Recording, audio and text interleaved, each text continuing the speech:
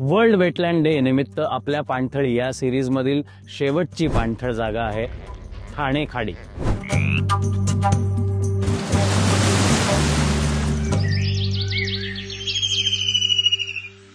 मुंबईच्या ईशान्य कोपऱ्यात उल्हास नदी दोन शाखांमध्ये विभागते। त्यातली एक शाखा वसई आणि दुसरी ठाणे खाडी म्हणून ओळखली जाते। ठाणे खाडीची ही 26 किलोमीटरची शाखा मुंबईला मुख्य भूमीपासून वेगळी करते।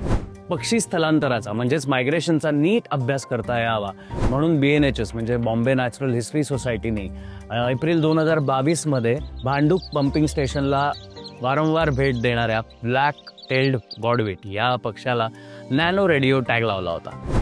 या गॉडवेटने मुंबई ते सायबेरिया हा प्रवास किती दिवसात पूर्ण केला माहितीये?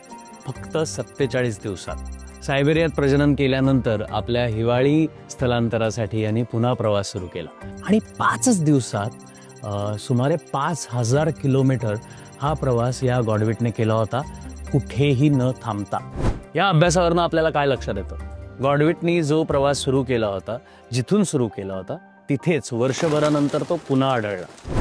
पाणथळ जागांबद्दल थोडीशी माहिती देण्याचा हा आमचा खूप प्रामाणिक प्रयत्न। तुम्हाला कसा वाटला हे आम्हाला नक्की कळवा। बघत राहा MHA MTV।